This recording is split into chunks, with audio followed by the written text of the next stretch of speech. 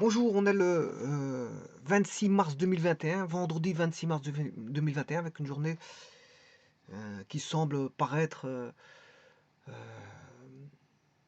printanière, mais bon, de début de printemps.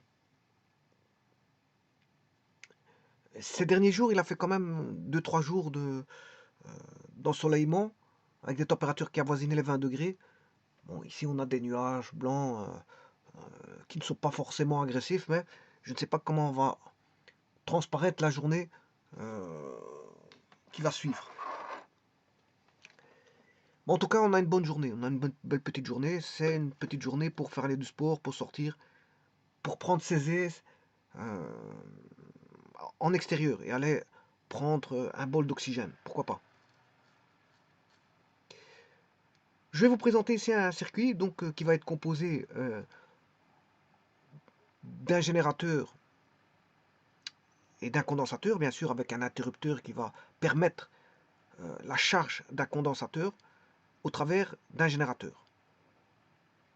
Ensuite, je vais faire le même circuit et je vais les accoupler l'un et l'autre et je vais regarder la tension que j'aurai quand je vais les accoupler en fin d'accouplement, combien j'aurai comme tension au banc du condensateur. Alors pour ça, je vais utiliser, bon, bien sûr, les, les outils de Electronics Workbench. Donc on dit Electronics, hein, parce qu'il y a un S à la fin d'Electronic. Donc c'est un banc de simulation d'électronique. On peut faire des simulations. Et voilà. Donc on a ici un logiciel qui va permettre donc de faire, euh, qui est outillé pour faire beaucoup de choses. Beaucoup de choses. Et notamment, il va répondre à mon circuit que je vais établir. Et le circuit que je vais établir, il est simple. Il est très simple. Composé d'un générateur. Donc je vais aller rechercher un générateur.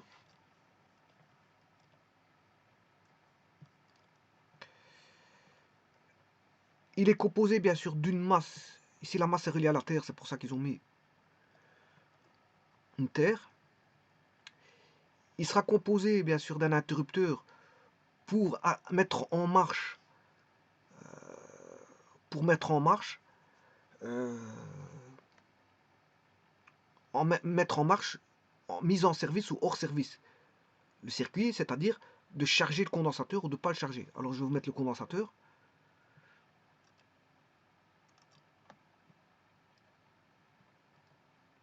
Et je vais chercher l'interrupteur que voici.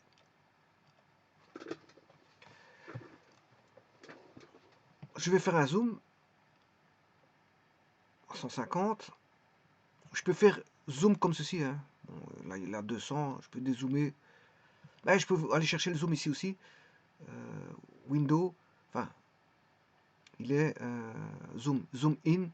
Zoom out ou contrôle plus. Vous voyez, le zoom c'est la même fonction. Hein. Les programmeurs ne programment qu'une seule fonction zoom. Enfin, zoom, il la programme qu'une seule fois. Enfin, vous allez me dire deux fois. Euh, oui, une fois. Non, deux fois. Pour agrandir et pour réduire. Agrandir, réduire. Pour agrandir ou réduire.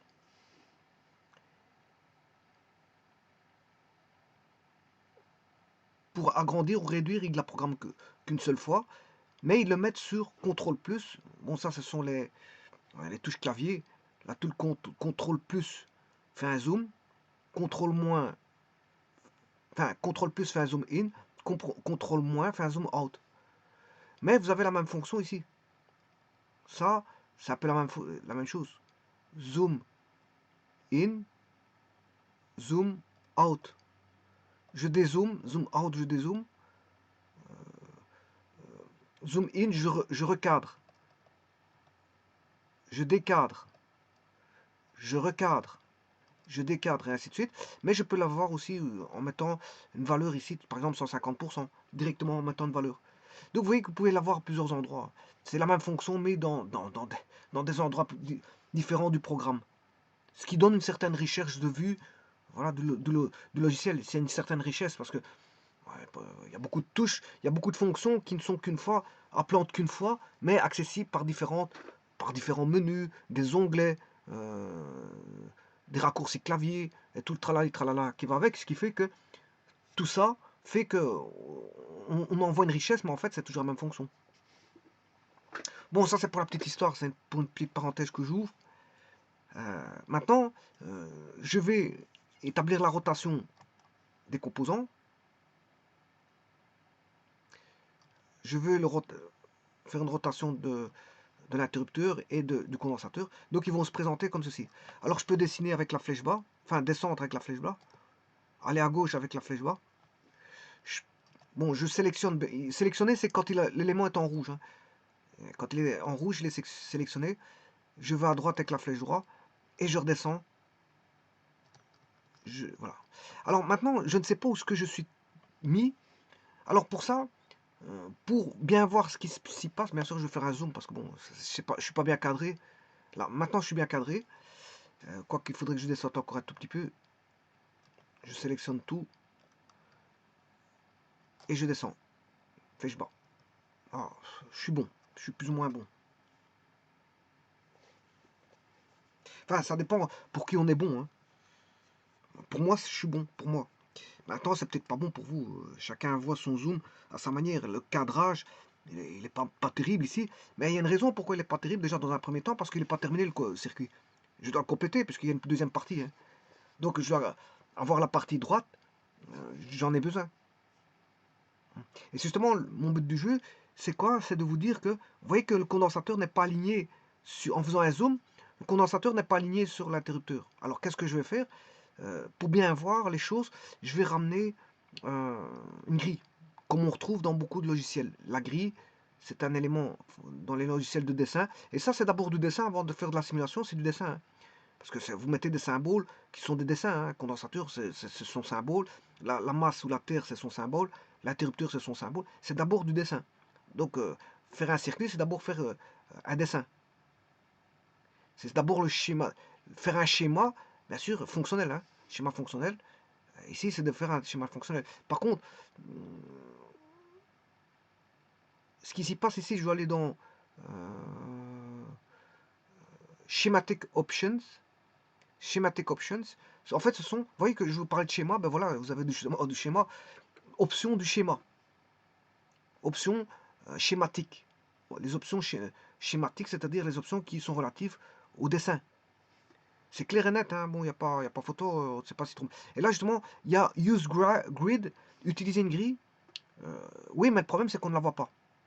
Il utilise une grille, mais on ne la voit pas. Alors, pour voir la grille, ben, vous faites Show Grid. Là, à ce moment-là, il va vous dessiner la grille. Une fois que vous avez activé voilà, cet élément-là, ben, le programme sait bien qu'il doit afficher la grille. Et là, maintenant, en faisant un Show Grid, la grille était déjà prête parce que c'était Use Grid. Et maintenant, Show Grid, ben, il va la montrer. Voilà, la grille, on est à peine perceptible. Voilà, à peine perceptible. On voit tous des petits points. Alors maintenant, je peux aligner les petits points. Voilà, maintenant je sais bien que je ne suis pas dans le bon alignement. Si je les mets sur un petit point, voilà, maintenant je suis aligné. Enfin, aligné. L'interrupteur est aligné sur le condensateur. Tout comme la masse est alignée, sur le générateur. Voilà. Avec la grille, on voit déjà un peu plus clair. Voilà. Alors maintenant, ce que je vais faire, c'est je peux changer les couleurs d'après le. Comme on est en plein dans les options, je suis dans le menu options du schéma, je peux mettre ici, vous avez toutes les caractéristiques, show, hide, montrer ou cacher, visualiser ou ne pas montrer, show labels, les labels, les étiquettes vont être vues, show reference ID, elles ne seront pas vues, je peux les mettre, hein, il suffit de cocher, décocher, show models, voilà, voir les valeurs, voir les nœuds, etc. Alors ça c'est fonte, vous savez que c'est quoi? Ce sont les caractéristiques de la fonte, c'est-à-dire des caractères. Alors je peux choisir voilà, une police, un style et une taille, c'est toujours la même chose. Hein. Dans les caractères, vous pouvez choisir parmi un ensemble de police par rapport à un style, gras, gras italique, noir, noir oblique, normal, voilà, et une taille.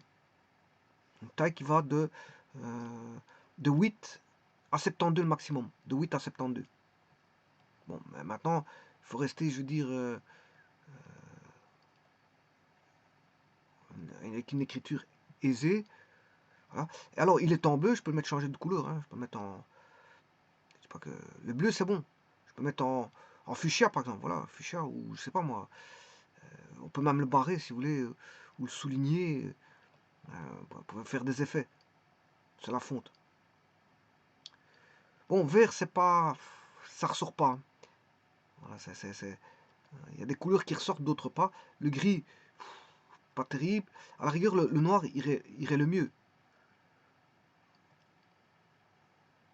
Parce que là, ça sortirait. Bon, mais moi, je vais laisser le bleu. Hein. Je mets en noir. Je fais OK, j'acquiesce. Par contre,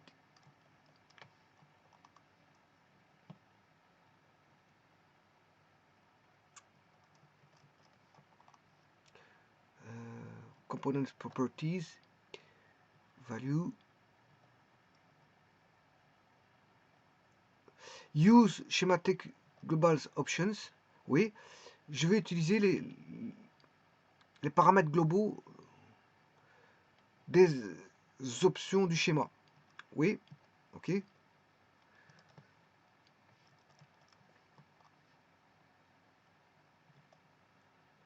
Par contre, il dit ici, je vais recréer un composant.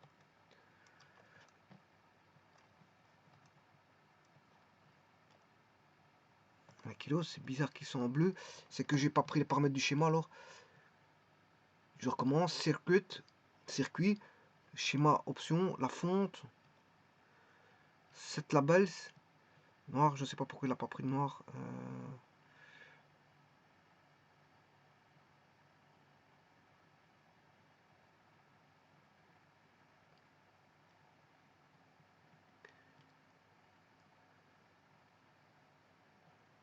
Oui, c'est ici plutôt.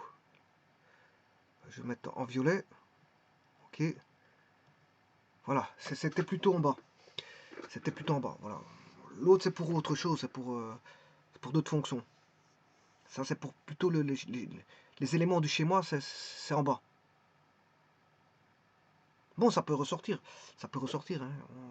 Voilà. Bon, bah, toujours dans les circuits, je peux le mettre en couleur. Au même endroit. Cette value fonce. Oui, ça c'est là, ce serait pas là. Ça c'est pour la fonte. Le câblage. Alors ça c'est le câblage.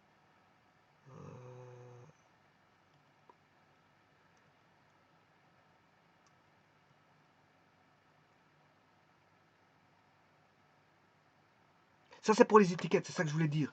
Ce que je vous ai mis en or au départ, c'est pour les étiquettes, parce qu'en dessous c'est pour les valeurs. Pas confondre les valeurs et les étiquettes. Les étiquettes, il les mettra en noir. Les étiquettes, il mettra en noir. Et les valeurs, il les mettra en, voilà, en fuchsia, ou je sais pas, j'ai pris violet. En violet.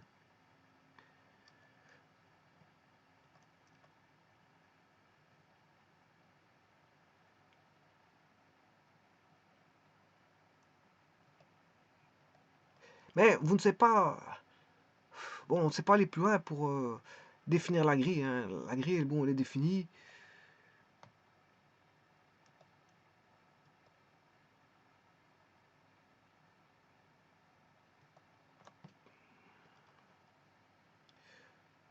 Voilà, la grille, elle est définie. Il y a certaines choses qu'on ne sait pas changer, apparemment.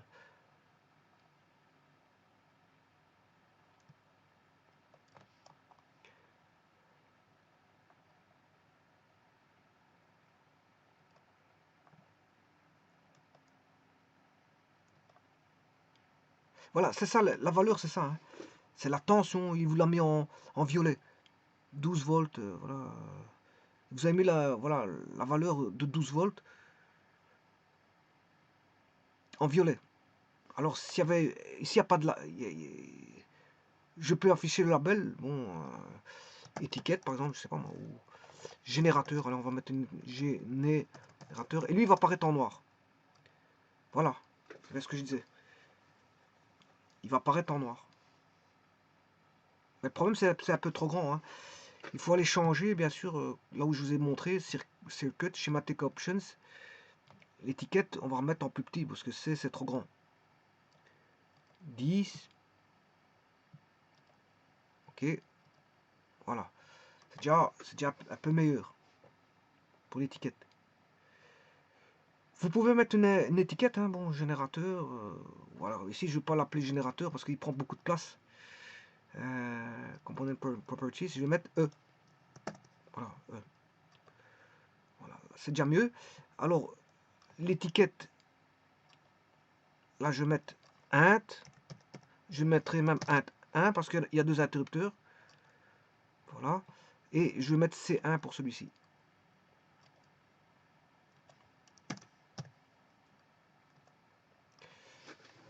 Voilà, ça, comment est formé, donc, comment faire le schéma, si vous voulez. Comment faire le schéma un petit peu de tout ça. Et maintenant, je vais faire le câblage. Le câblage, c'est wiring, W-I-R-I-N-G. Un câble, c'est W-I-R-E, wire. Ici, c'est le câblage, wiring. Alors, maintenant, je vais faire le câblage. Je vais réunir la force électromotrice du générateur à la masse. La masse, je vais à l'interrupteur. De l'interrupteur, je vais au condensateur. Et du condensateur, je retourne à la masse. Là, j'ai un circuit fonctionnel. Alors, je vais faire Edit, Copy as Bitmap.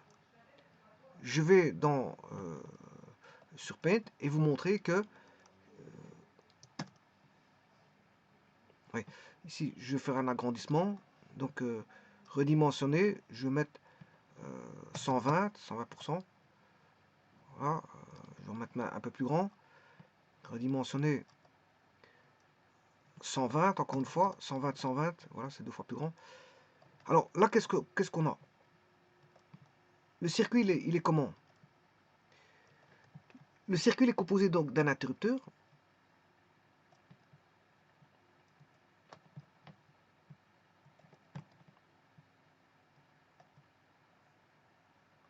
Donc, on a notre générateur et on passe par un interrupteur.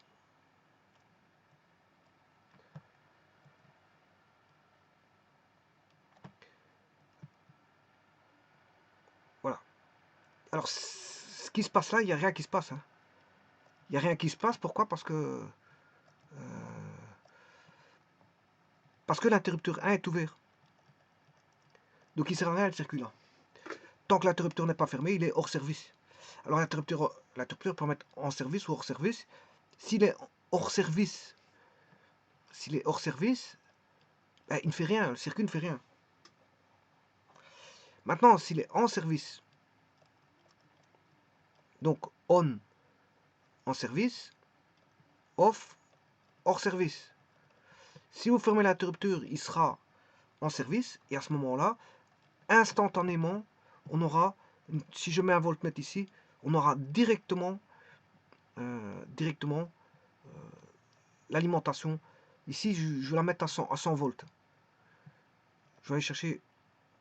Oui, ici, il m'a mis. Je vais aller mettre. Donc, ici, comme j'aurai 2 circuits, je vais modifier les données. Donc, je sélectionne. Vous voyez apparaître le générateur en rouge. Donc, ça veut dire qu'il est sélectionné. Component Properties, je vais l'appeler E1 parce qu'il y aura 2 générateurs. Value, je vais mettre 100 volts. Donc c'est un problème électrique, hein, pas électronique. Si je mets 100 volts, c'est électrique. Hein. Donc là, j'ai un premier circuit qui est constitué d'un générateur de 100 volts, d'un interrupteur et d'un condensateur C1. Alors le C1, je vais mettre 20 microfarads. Donc je le sélectionne. Component Properties, Values, 20 microfarads. J'acquiesce parce qu'il est déjà en microfarads. Voilà, ce qui veut dire que, qu'est-ce qui se passe dans le circuit? Mais il n'y a pas de résistance. Il n'y a pas de résistance, il n'y a pas de frein aux charges. Il n'y a pas de frein à l'arrivée des charges. Sur la borne conductrice supérieure, il n'y a pas de frein pour l'arrivée de charge pour la borne négative. Il n'y a pas de retard. Parce que si vous mettez une résistance, vous avez un retard. T est égal à RC. Si vous ne mettez pas de résistance, ben, on a l'indépendance temporelle. Ça veut dire que dès le moment où vous mettez la charge, ça arrive directement sur le condensateur. C'est-à-dire, dès le moment où vous fermez l'interrupteur, ben, vous aurez ceci au condensateur. Avec la même valeur. Si je viens de mettre 100 volts, j'ai mis 100 volts, ben, vous aurez 100 volts. Jusqu'à quand? Jusqu'à l'ouverture de l'interrupteur. À ce moment-là, au générateur, on aura toujours 100 volts, il délivre toujours une tension, une force électromotrice.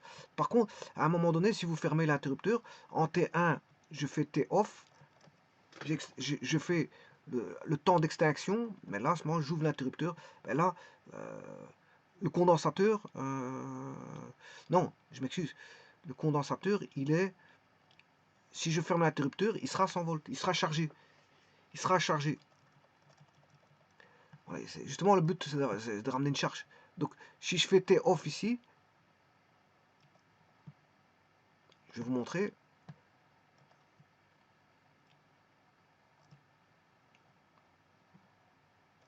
Voilà, ça c'est le temps, et ça c'est la tension UC qui est fonction du temps. Alors, elle est continue, et au moment où je fais T off, hein, la tension, qu'est-ce qu'elle fait? Le générateur n'alimente plus le condensateur, mais comme il est chargé, le condensateur, il sera chargé. Jusqu'à un moment donné, on va le décharger. Voilà. Alors maintenant, si je fais la même chose avec un second circuit,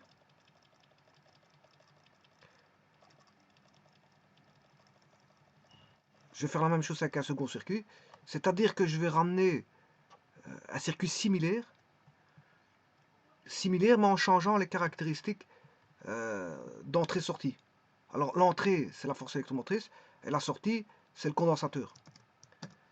Donc, si je fais ceci, voilà, je ramène plus ou moins les mêmes caractéristiques, enfin le même schéma, mais avec des caractéristiques différentes.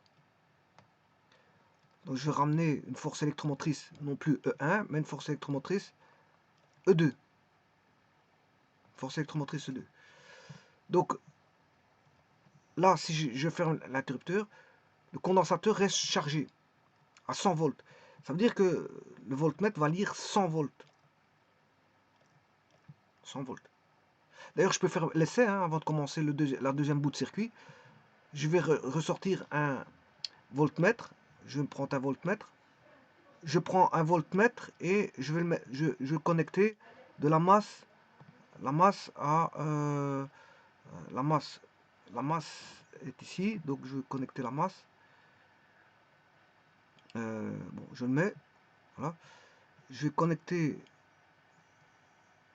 le moins à la masse et le plus là. Alors, si je fais fonctionner, simuler le circuit, je fais fonctionner, je double-clique, ben, il y a 0 volt, c'est normal, parce que le condensateur est déchargé. Le condensateur est déchargé. Maintenant, je vais appuyer sur la barre d'espace. Voilà, et là maintenant le condensateur est à normalement à 100 volts. Voilà, il est monté à 100 volts. Et presque instantanément, il l'a fait presque. C'est parce qu'il y a une résistance interne. J'ai considéré qu'il y a une résistance interne dans le générateur. C'est pour ça, il y a des résistances, mais en circuit idéal, voilà, c'est parce qu'ici, faut. Voilà, les catchs, il y a 100 ohms. Apparemment, il y a 100 ohms de résistance. Parce que maintenant, si je mettais 0, moi je vais mettre à 0, je vais recommencer.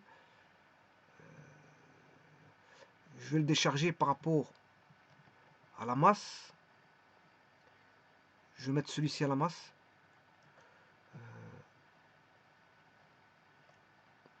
Bon, ici, je suis court en simulation. Bon, je vais ramener un point de masse. Voilà. Deuxième interrupteur, je vais décharger à la masse. Je vais décharger à la masse. Voilà, je simule. Je fais espace. Et là, ouais, c'est parce que il se décharge pas tout de suite, hein, c'est pas normal ça. Hein. C'est parce qu'en fait, voilà. Bon, je vais recharger, espace.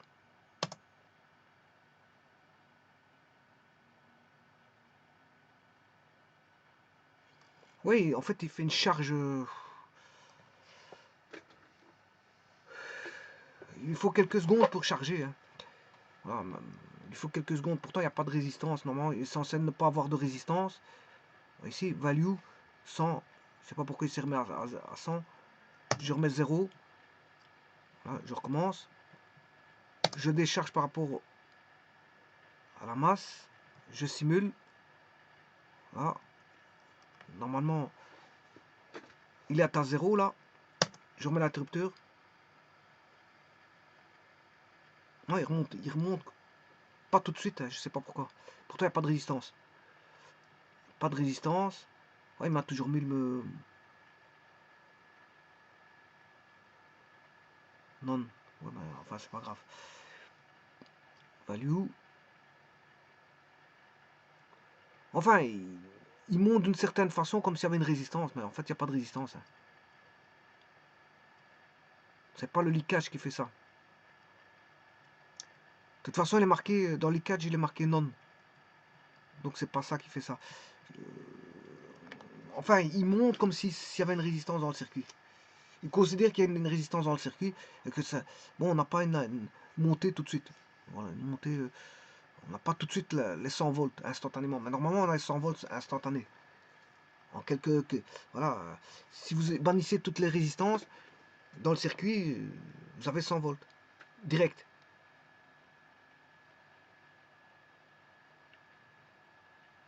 Parce qu'il n'y a pas de résistance.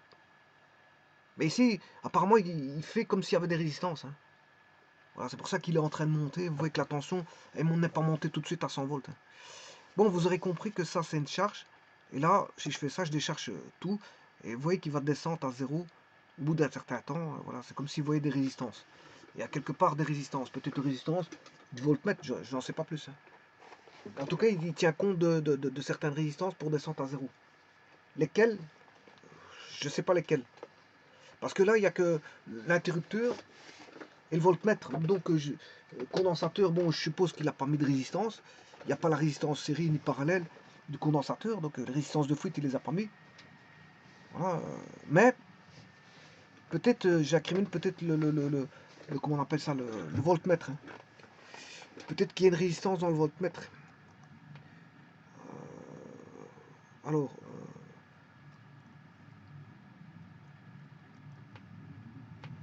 settings.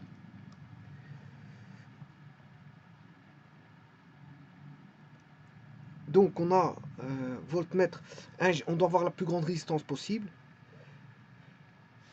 La plus grande résistance possible. Je vais essayer de mettre en teraohm. Je vais essayer. Voyons voir s'il va un peu plus vite. Bon, ici.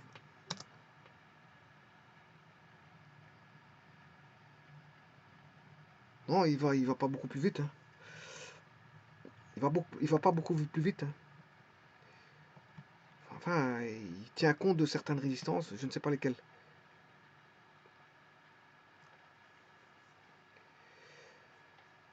Bon, bah ici je vais remettre vous voyez qu'un voltmètre doit avoir une très grande résistance. Hein. Contrairement à un ampèremètre qui doit avoir une petite résistance. Voilà. Bien sûr, elle doit avoir une très grande résistance pour ne pas modifier la résistance du circuit. Et voilà, quand il est en parallèle, c'est comme si on avait un circuit ouvert. Il devrait comme si on avait un circuit ouvert. Très grande résistance infinie. Mais ici, elle n'est pas infinie, hein. Elle est en gigaohm, c'est pas l'infini. Par contre, un ampèremètre, quand il est mis en série, il doit avoir une très grande résistance, une très petite résistance, comme s'il était comme un court-circuit, comme s'il n'y avait qu'un seul fil. Un seul fil. Et ça ne viendrait pas modifier, si vous voulez, les mesures du courant qui passerait par une résistance qui serait, je veux dire, caractérisée par des frelins de résistance, donc comme rien du tout. C'est comme s'il n'y avait pas de résistance. Mais l'ampèremètre, il y a une résistance, mais très petite. Et le voltmètre, il y a une très grande résistance. Circuit ouvert pour le voltmètre, enfin considéré comme une résistance infinie, mais elle n'est pas infinie, comme une résistance, un circuit ouvert. Voilà, comme si on n'avait pas de résistance parallèle. Voilà, c'est un petit peu ça. Mais ici, je ne sais pas pourquoi il prend un petit temps pour charger le condensateur, alors qu'il devrait le faire de manière instantanée. C'est le circuit entrevoit, veut dire, une quelconque résistance. Je ne sais pas laquelle, hein, c'est ça que j'étais en train de chercher, mais je vois pas c'est laquelle. C'est générateur, les seules résistances qu'il peut avoir, c'est les résistances du câblage, résistance du générateur, résistance comment on appelle ça, du voltmètre, résistance de l'interrupteur, mais je crois pas qu'ils ont mis une résistance à l'interrupteur, hein.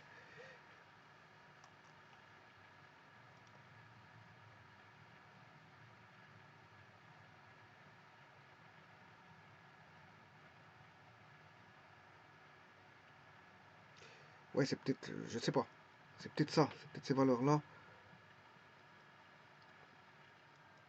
Bon, je n'en sais pas plus. Bon, alors, ceci étant dit,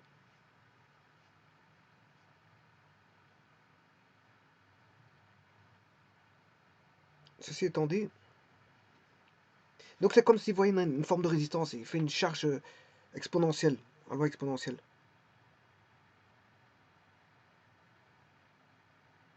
Maintenant, je vais ramener un deuxième circuit, pareil. Alors, avant de vous montrer un circuit pareil, je veux juste vous montrer la fonction flip horizontal, flip vertical. Alors, pour comprendre la fonction flip horizontal, flip vertical, il faut ramener un composant symétrique et non symétrique. Par exemple, je prends une diode. Diode, c'est pas un composant symétrique, hein. Dans son dessin, il n'y a pas de symétrie. Par contre, le condensateur, il y a une symétrie, hein. Je prends le condensateur. Je prends le générateur, c'est un bon exemple aussi.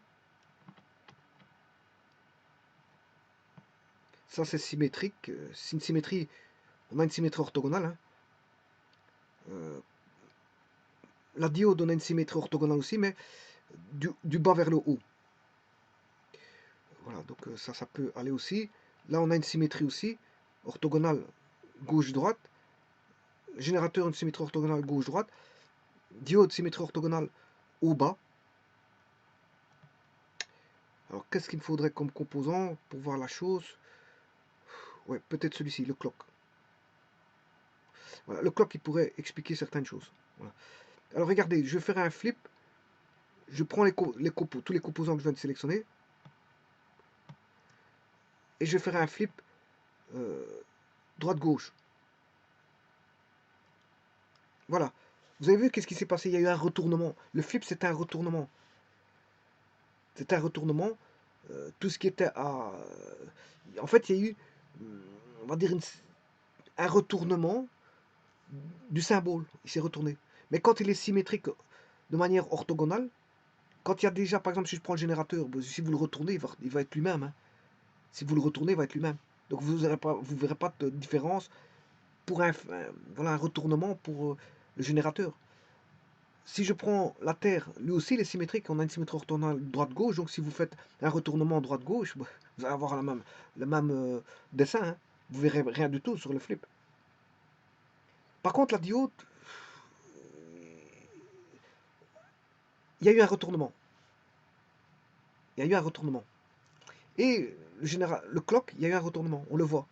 Parce qu'il commençait, on avait une tension positive, enfin une tension de crête, puis une tension zéro. Maintenant, on commence à une tension zéro, puis une tension de crête. C'est au niveau du symbole, hein. C'est juste ça, hein. C'est les symboles qui se sont retournés. Vous n'allez pas voir que, voilà, c'est pas à l'intérieur de la fonction, c'est au niveau du schéma. Voilà, c'est au niveau du schéma, rien de plus. Maintenant, je vais faire un flip vers le haut. Vous allez regarder la diode, elle va rester elle-même. Par contre, tous les autres qui sont symétriquement, qui sont symétriques par rapport à la droite-gauche ou gauche-droite, bon, on s'en fout. Eh bien, quand on va faire un retournement vers le haut, là, ça va se sentir, hein. Par contre, pour ce qui est symétrique haut-bas, comme la diode, eh bien, vous allez voir que le retournement haut-bas ne va rien donner pour la diode. Mais il va donner quelque chose. Voilà, je fais un flip. Vous voyez que tout s'est retourné au bas. Tous les composants se sont retournés au bas, mais on ne voit pas grand-chose pour la diode parce que bon, il y a déjà une symétrie au bas. Donc si je fais une symétrie orthogonale de la partie inférieure sur la partie supérieure, ben on va voir la partie supérieure devient la partie inférieure. Ça va être la même chose que... Voilà, je peux l'expliquer comme ceci, hein. Voilà, si je prends la diode, la partie qui est là va se retrouver au-dessus, et la partie au-dessus va se retrouver en bas. Mais ça va redonner la diode normale. Ça va donner la diode de départ. Donc c'est comme s'il n'y avait pas eu de transformation. C'est une transformation unitaire, si vous voulez. Il n'y a rien qui s'est passé. C'est une identité. On a une identité. Il n'y a rien qui s'est passé.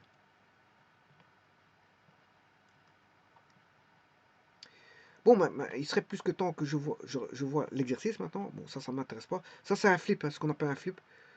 Voilà, flip droite-gauche, haut-bas. Bon, il existe d'autres options, hein. Voilà.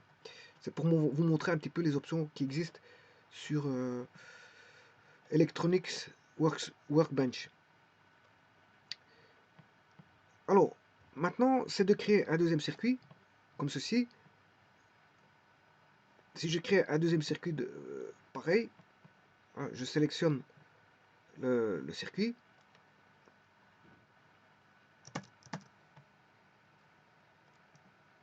Bon, ici, il faut que je recule.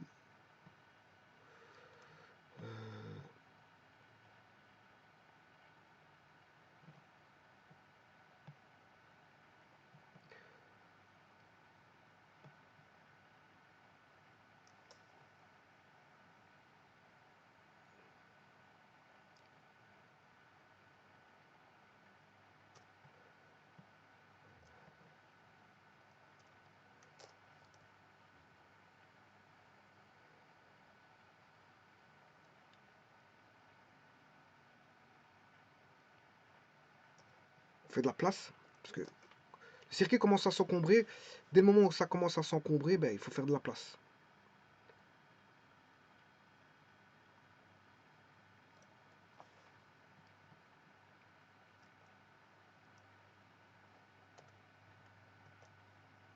Bon. C'est autant recommencer, parce que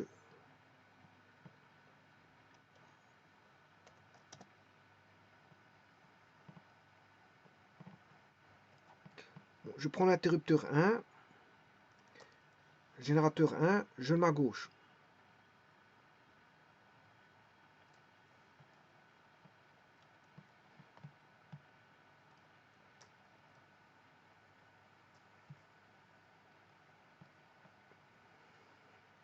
Autant te recommencer parce que bon, je mets un condensateur. Voilà. Je vais reprendre un condensateur.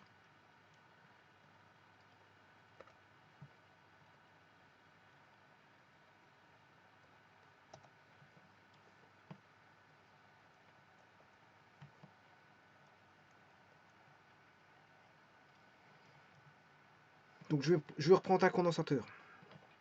Non, ça c'est un polarisé, ça. Vous voyez que le polarisé, le plus c'est du côté barre, hein. Ça c'est un polarisé, le plus c'est du côté barre. Il y a une courbe, et voilà, c'est un condensateur polarisé. Là, il faut polariser, voilà, au niveau du plus, le plus sur le plus. Je reprends un générateur. Je reprends une terre. enfin une masse reliée à la Terre. Je reprends un interrupteur et un condensateur non polarisé. Je fais une rotation de celui-ci. Je les mets, bon, pour les bien percevoir correctement, je vais le descendre un petit peu celui-ci. Condensateur, j'ai de la place, je peux le descendre. Je peux câbler celui-là, celui-là, lui, le mettre à la masse. Bon, ben, je fais pareil avec ce circuit-là. Simplement, je vais le reculer un petit peu par ici.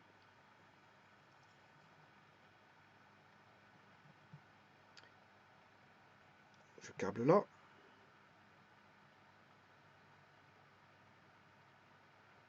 Je câble là. Je fais une rotation là.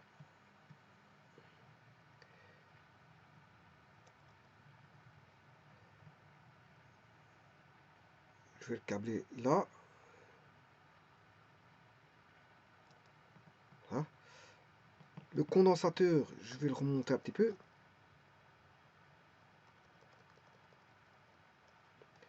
Redescendre le condensateur ici pour le mettre au même endroit. Alors bon, c'est vrai qu'il est un peu trop éloigné. Maintenant que j'ai la grille, vous pouvez compter combien de points que vous avez. Hein. Voilà, 1, 2, 3, 4, 5, 6, 7, 8, 9, 10, 11, 12, 13, environ 13. 1, 2, 3, 4, 5, 6, 7, 8, 9, 10, 11, 12, 13, voilà, environ 13.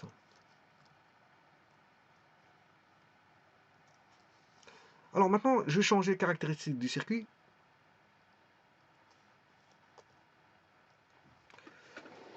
Je vais prendre donc 100 volts. Le condensateur 1, je vais prendre 20 micros. Components, Properties. Label C1. Values, capacitance, 100 micros.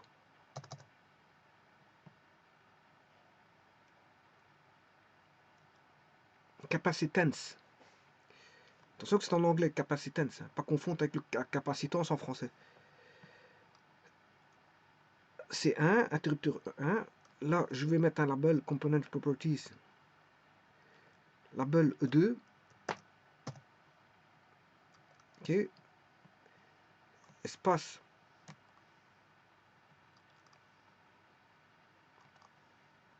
Component Properties. Interrupteur 2.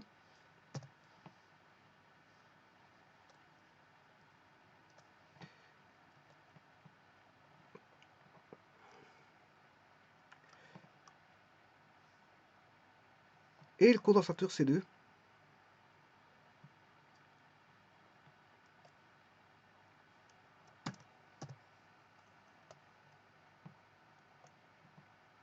Je vais relier aussi. Et voilà. Donc on a les mêmes caractéristiques, si ce n'est que je vais changer la tension, la force électromotrice E2. E2, je vais la mettre à 50 volts.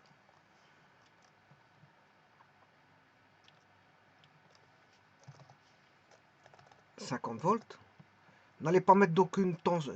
Hein, voilà, ne pas confondre les tensions, nominale et tension de claquage. Hein, c'est pas la même chose. Hein. Condensateur, il a sa tension nominale, il a sa tension de claquage. Bon, mais n'allez pas utiliser un condensateur avec une tolérance en dehors, enfin une tension avec sa tolérance en dehors de la force électromotrice pour éviter de le claquer. C'est-à-dire, n'allez pas mettre un condensateur euh, de, de 20 volts, parce que le choix du condensateur, c'est le type, la tension nominale, le type de condensateur, la tension nominale, sa capacité, et puis après on peut regarder pour les pertes, etc. etc. Bon, on peut tout imaginer, l'ambiance de travail, etc. du condensateur, et faire un choix du condensateur par rapport à son utilité, des parasitages, ou je sais pas moi, voilà, doublure de tension, ou tripleur de tension, ou peu importe. En fonction de tout ça, on va choisir le condensateur adéquat. Si on a en très haute fréquence, quel condensateur utiliser, bon, le choix du condensateur, c'est en fonction du circuit. Mais ici, bon, je suis en continu. Je prends un condensateur, voilà, normal. Et bien sûr qui ne dépasse pas les 50 volts. Vous mettez un condensateur qui supporte les 50 volts. Je m'excuse, qui supporte les 50 volts. Donc il faudra mettre un condensateur avec la tension adaptée. Alors, maintenant je vais mettre 30 microfarads. Voilà. Et qu'est-ce qui se passe là? Ben, vous allez avoir la même chose que la partie gauche. Alors maintenant, vous voyez, ici le condensateur il est chargé, hein, le 2. Alors il y a juste un petit problème ici, c'est que la barre d'espacement va commander les deux interrupteurs. C'est comme si on avait une commande mécanique. Une commande mécanique ici entre les deux interrupteurs. Quand vous bougez à l'un, vous bougez à l'autre. Voilà, parce que ils ont tous les deux le même label Space. Alors, si vous bougez à la touche espace d'espacement, ils vont bouger tous les deux. Alors, pour éviter ça, je vais les commander séparément.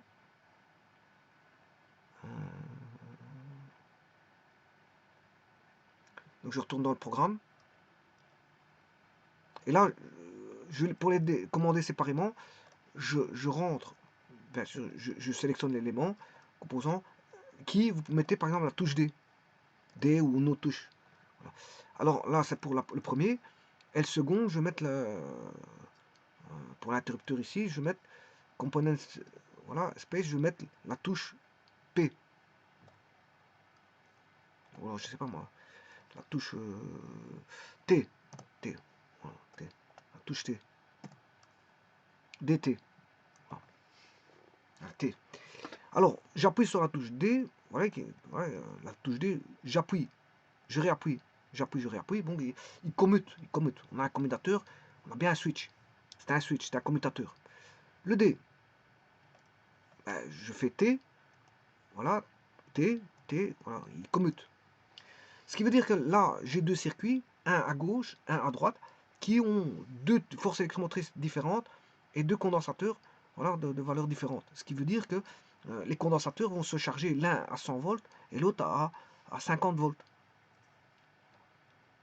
Ils vont se charger tous les deux l'un à 5. Bien sûr, ils vont se charger. Là, le D, il est en charge. Il est chargé. Si je fais ça, voilà, il est chargé. Alors, si vous voulez le décharger, condensateur, eh bien, je dois le mettre à la masse. La masse qui est ici, la Terre. Hein. Ils ont mis la masse à la Terre.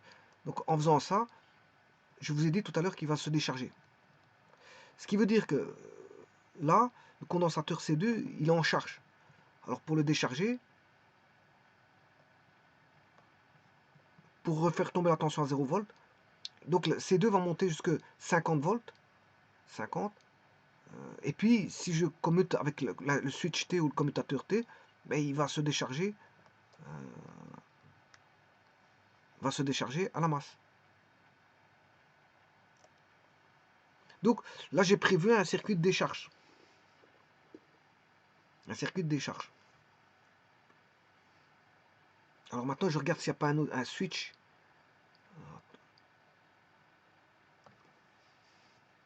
Oui. Bon, voilà. Vous aurez compris que là, j'ai un circuit qui va faire quoi? J'ai deux circuits. L'un, c'est deux circuits identiques. Hein. L'un, je vais mettre 100 volts. Je l'alimente en 100 volts. Mais si vous fermez l'interrupteur, vous aurez 100 volts au bord du condensateur.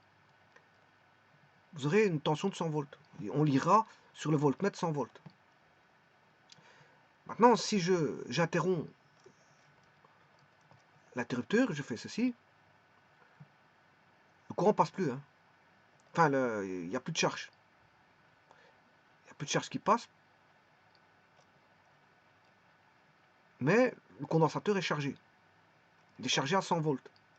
Donc on aura 100 volts au niveau du générateur, mais on aura 100 volts au niveau du condensateur. Parce que c'est pas parce que vous avez fait T off, vous avez ouvert l'interrupteur, que au bord du condensateur, UC, on a la tension au générateur, mais après on aura toujours cette fameuse tension au condensateur parce qu'il est chargé. Il est chargé. Bien que vous avez ouvert l'interrupteur, vous êtes en T-off. Eh bien, le circuit qui est à droite ne déroge pas à la règle, ça va être la même chose. J'ai mis 50 volts. Voilà. Si l'interrupteur est fermé, ben, il va venir charger le condensateur.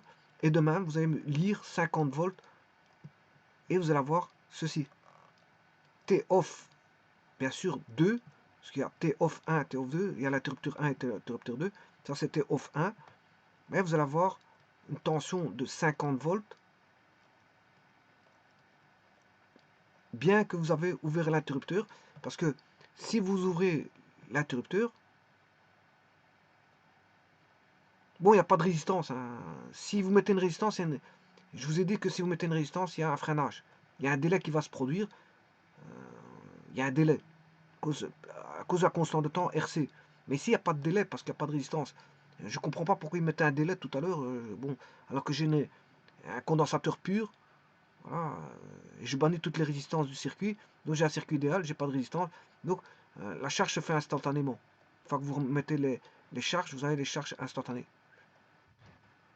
C'est qui tient compte de résistance dans le circuit, hein, mais lesquelles, je ne sais pas. Je vous l'ai dit tout à l'heure. Je sens que le voltmètre a une résistance interne. Elle doit être très grande.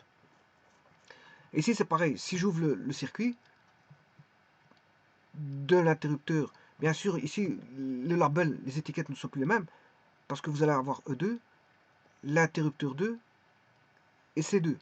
Et C2, ici, je le prends à 30 microfarads. Et celui-ci, C1, je le prends à 20 microfarads. Donc, la charge ne va pas dépendre de, si vous voulez, du condensateur. Il va se charger pas instantanément parce qu'il n'y a pas de résistance interne. Il n'y a pas de résistance dans le circuit. Donc, ce qui veut dire qu'ici, je vais changer le label. Ben, je les ai mis. Oui, ici, je vais mettre 20 microfarads.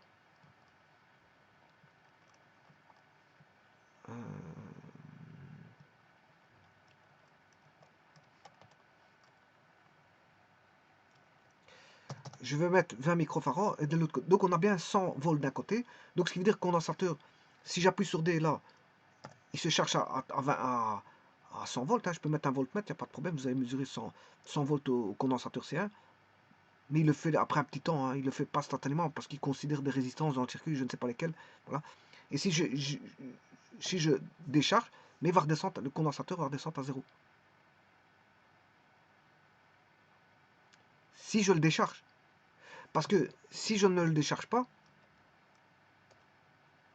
ouais, je vais vous montrer tout ça. Hein. Je vais vous montrer tout ça. Regardez bien, je vais sortir le voltmètre.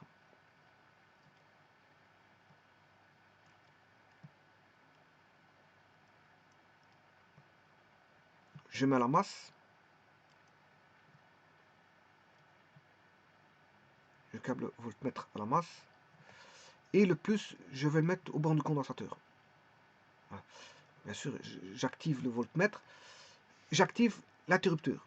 Bon, je vais d'abord mettre, j'active l'interrupteur D, voilà, et je simule. Je lance la simulation avec l'interrupteur 1 en droite, ou si vous voulez, vous allez sur Analysis, Activer, CTRL G, bon, c'est toutes les mêmes fonctions. Hein.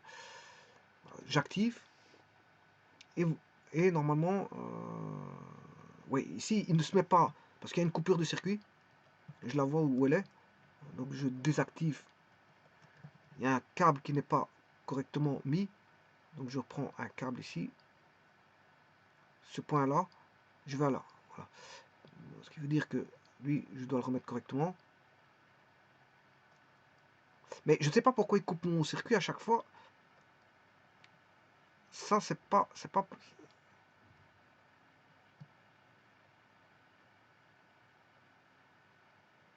Ça m'est arrivé l'autre fois, ça je comprends pas pourquoi il fait ça. Bon, je remets là. Et il m'a recoupé le circuit.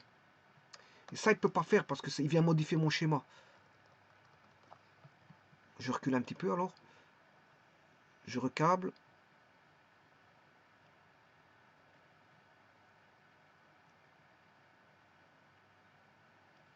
Voilà, là, il me l'a câblé. Bon, j'espère. Non, non, il m'a encore fait un trou.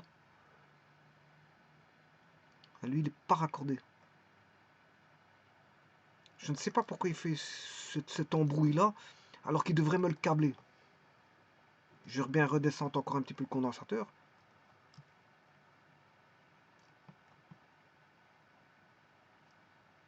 Voilà, il me coupe le circuit.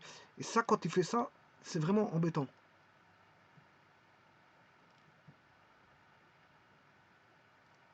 Voilà, là, il me l'a fait. Là, il n'y a plus de coupure. Alors, maintenant, je lance la simulation. Là, vous voyez qu'il me... Là, il y a 100 volts instantanés. Il m'a mis 100 volts instantanés, donc il ne considère plus qu'il y a de résistance interne. Il m'a mis 100 volts instantanés. Regardez, je vais mettre le D à la masse. Et là, il me le sort. Là, c'est comme s'il y avait une résistance. Il me le sort, voilà, il décharge au fur et à mesure. Pourtant, bon, il n'y a pas de résistance interne là-dedans, à part celui du voltmètre. Est-ce qu'il prend en compte cette résistance? Je ne sais pas. Bon, je remets par rapport à D. Et là, non, il monte comme s'il y avait une résistance. Si, là, il ne l'a pas fait en instantané. Il faut un certain temps pour monter. Mais ça veut dire qu'il tient compte de résistance, je ne sais pas lesquelles. Donc vous voyez que je charge et je décharge. Et le condensateur, maintenant, il est chargé. Il est chargé. Regardez bien, je vais retirer la masse maintenant. Je retire la masse, ce niveau-là. Plus besoin de masse. Je lance la charge. Là, il est à 100 volts. Je mets l'interrupteur en D. Mais le condensateur reste à 100 volts. Il se décharge plus par rapport à la Terre. Donc vous voyez que le condensateur ici, il est chargé. Il reste à 100 volts. C'est ce que je vous ai. T off, c'est ce que je vous ai expliqué tout à l'heure. J'ai pratiqué, j'ai fermé l'interrupteur, j'ai ouvert l'interrupteur T off, il est ouvert. Hein. Bon, il est ouvert, mais comme ils ont mis un interrupteur à deux pôles. À deux pôles comme ceci, donc c'est comme si on avait ceci. Hein. Il passe d'un côté ou de l'autre, mais il va se mettre sur le deuxième pôle, mais le deuxième pôle n'est connecté à rien du tout. Hein. C'est un petit peu ça qu'il y a. Donc, vous avez bien vu le schéma, que cette fois-ci, il va rester, le schéma il va rester à 100 volts. Je peux revenir dans une heure, je vais faire un petit dessin. Je vais faire un petit dessin. Je reprends ceci.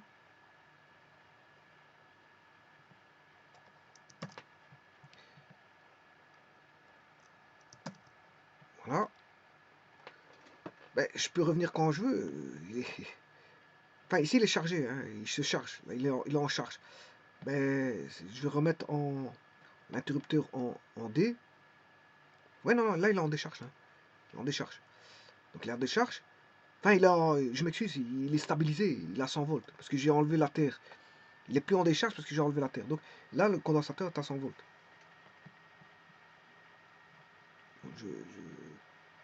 D'ailleurs, je vais relancer parce qu'apparemment, je suppose qu'il a mis le voltmètre. Je l'ai fermé. Le voltmètre, il est là. Et là, comme je viens de déconnecter la simulation, c'est comme si c'était déchargé. Donc là, c'est comme si le condensateur était déchargé parce que j'étais à la simulation. J'étais à la simulation, donc il redémarre par rapport à un point initial où il voit le condensateur à 0. Donc c'est normal pour lui, il y a 0. Hein. C'est normal. Voilà. Il est à 0. C'est comme si je prenais un condensateur déchargé, je mets un interrupteur qui ne raccorde à rien. Mais je viens de lancer la simulation, lui, il voit l'état de départ. L'état de départ, il voit 0 volt. Voilà. Maintenant, je vais le mettre. Voilà. Je le charge. Je peux l'arrêter à un moment donné. Voilà. Il arrive à 100 volts. Et maintenant, je mets D. Il sera toujours à 100 volts. Voilà. Maintenant, je vais le décharger. Voilà, je vais l'expliquer avec l'autre maintenant. Vous allez comprendre le jeu. Ici, maintenant, je traitais avec les 50 volts. 50 volts.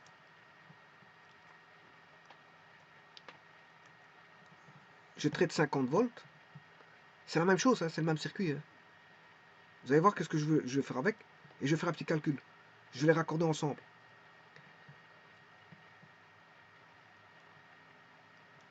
Bon, je prends ce circuit-là.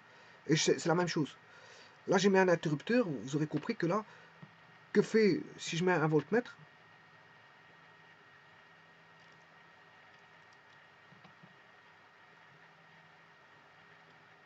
je mets un voltmètre, donc le moins à la masse, et le plus, je vais le mettre là.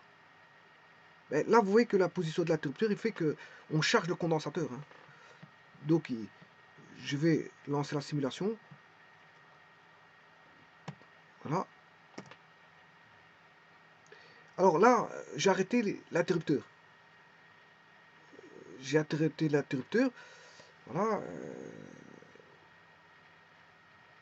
J'ai arrêté l'interrupteur. Ce qui veut dire que là, le condensateur, regardez qu'il il est à 50 volts. Je l'arrête à 50 volts. 50 volts. Donc on sait l'arrêter à un moment donné. Hein. Dans le cours de sa charge, je l'arrête tout de suite. Ça veut dire qu'il y a des résistances internes qui font comme si on avait un retard, un délai. Il y a un délai. Il y a voilà, un taux égal à RC. Et il y a même, voilà, le condensateur, il ne reste pas éternellement chargé. Parce que, étant donné les résistances internes qu'il y a dans le circuit, je ne sais pas d'où ils viennent, hein, peut-être du voltmètre. Voilà, probablement du voltmètre. Hein. Parce que qu'est-ce qui est câblé ici? Il n'y a que le voltmètre qui est câblé. Il y a que, voilà, c'est la résistance interne du voltmètre. Parce qu'il y a que je vois que le voltmètre qui est câblé avec le... Donc ça vient du voltmètre. Voilà, la résistance interne vient de là. Elle ne vient ni des générateurs, parce que le générateur, voilà, quand il vous donne 50, c'est 50, il vous donne une tension continue, il n'y a pas, voilà, c'est un générateur idéal, il n'y a pas une chute de tension due à un courant, à quelconque courant dû à une résistance interne. Donc c'est pas le générateur, c'est pas l'interrupteur, il ne considère pas les résistances des contacts de l'interrupteur. Voilà, et ce n'est pas les résistances de fuite du condensateur. Donc c'est bien le voltmètre, parce qu'ici maintenant, j'en ai preuve à l'appui, il se décharge au fur et à mesure sur la résistance du voltmètre, parce qu'il n'y a que le voltmètre de câblé. Voilà. Donc ce qui veut dire maintenant on a trouvé, c'est le voltmètre qui fait ça. C'est la résistance, la grande résistance que le voltmètre possède. Et voilà, il y a une charge très courte, parce que justement, on a une grande résistance, donc la charge est très grande résistance. Mais attention qu'on a des microfarads, et là-bas, je ne sais plus c'était combien des gigaohms, microfarads, 10 exposant 9, 10 exposant moins 6, ce qui fait 10 exposant 3. Ouais, 10 exposant 3 secondes. Ça fait 1000 secondes. Enfin, je sais pas. Voilà. Et en tout cas, c'est la résistance hein, du voltmètre qui fait ça. Sûr et certain. Parce que je ne vois que ça. Il n'y a pas d'autre résistance dans le pourtour du condensateur. Ce qui veut dire qu'on peut arrêter la charge à tout instant. À tout instant, quand il se charge, je peux l'arrêter. On va maintenir la tension au banc du condensateur à cette tension-là. On n'est pas obligé de la charger jusqu'à la fin. Voilà. Et puis après, bon, elle va continuer à se décharger. Voilà, via le voltmètre ici. Elle va se décharger sur la résistance du voltmètre. Voilà. Donc ce qui veut dire que vous avez vu comment ça se passait pour ce circuit-là. Maintenant, ça veut dire que si je vais à fond de charge, je vais aller à fond de charge. Bon, je vais mettre l'interrupteur T. Voilà, je vais à fond de charge. Voilà, 35, 45, 48, 49, 49, 93, 49, 98, 50. Je suis à fond de charge. Il considère qu'il est à fond de charge. Il a mis 50 volts. On peut considérer qu'il y a 50 volts là-dessus. Bon, s'il y a 50 volts, dans le circuit de droite, il y a 50 volts. Dans le circuit de gauche, il y a 100 volts. Si je charge bien sûr le D, là, je cherche le D, là vous aurez 100 volts. Si j'attends un petit temps, il y aura 100 volts. Mais j'ai pas mis de voltmètre. Donc d'un côté, on aura sur C1 100 volts si je vais à fond de charge. Et à droite, j'aurai 50 volts si je me mets à fond de charge. Maintenant, je vais faire un circuit qui va réunir les deux. Je vais réunir les deux. Alors comment?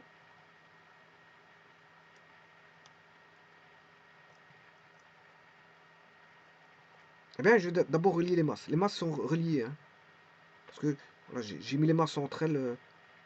J'aurais pu faire ceci.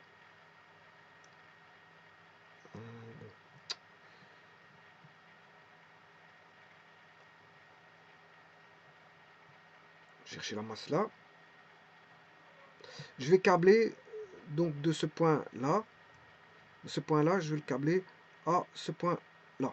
Donc voilà, le capacitor support circuit, ouais. Je vais le câbler, donc bon, faut pas que je fasse n'importe quoi non plus. De là à là, voilà, cette terre là je vais l'enlever. Voilà. Et je vais câbler, je vais remettre la terre à la gauche. À la gauche. Voilà, je vais la remonter. Et je vais mettre tous ces points là à la terre. Donc je réunis les deux circuits si vous voulez.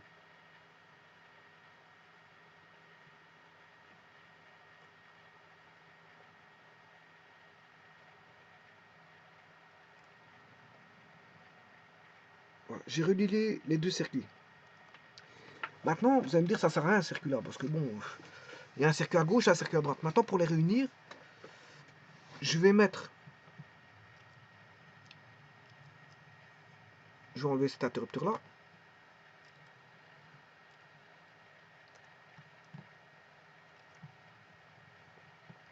Je vais ramener un interrupteur qui est celui-là. Je vais faire une rotation. Voilà. Je le ramène là. Je reviens ici un petit peu. Alors, celui-ci, il va charger à 50 volts. Voilà. Donc pour l'instant, le D, qu'est-ce qu'il fait? Je ne suis pas en simulation, je suis en dessin. Hein. Le D, qu'est-ce qu'il fait? Pour l'instant, il charge. Il charge condensateur C1.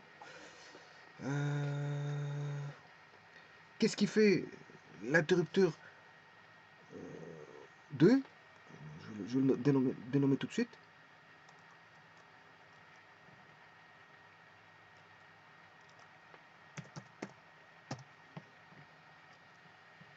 Voilà, C2. Je vais connecter bien sûr.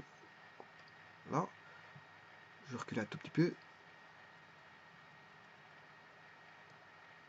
Voilà, pour avoir un câble bien droit. Condensateur, je peux le reculer pour avoir un câble bien droit. Voilà. C'est vrai qu'ici, il a déjà...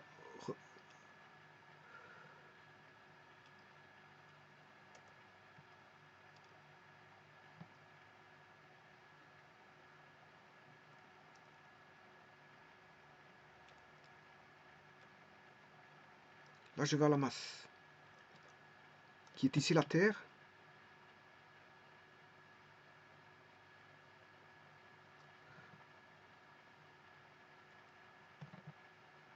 Alors, pour avoir plus facile, hein, c'est mieux de mettre une masse différente, hein, parce que sinon, il va commencer à m'enlever... Oui, qu'est-ce qu'il fait? Il fait toutes des choses qu'il ne faut pas. Bon, alors pour éviter ça, je ramène une masse séparée. De toute façon, c'est les mêmes masses. C'est la même masse. La masse, elle est commune partout. Mais au niveau des seins, je la mets séparée. Sinon, il va commencer à me tirer, à faire du n'importe quoi, et me couper du circuit. Voilà. Ça, c'est comme si je ramenais à l'autre masse. Donc tout est relié. Voilà, ce qui veut dire que c'est comme si j'avais mis... ce que j'ai fait là, c'est comme si j'avais fait... Bon, là, il est à la masse, il est à la masse. Voilà. C'est comme si j'avais réuni les deux masses. De toute façon, elles sont réunies. Hein. Je le fais avec... cette fois-ci, je retire le symbole ici, au niveau schéma. Je retire le symbole. Voilà. C'est comme si on avait ceci. Bon, maintenant...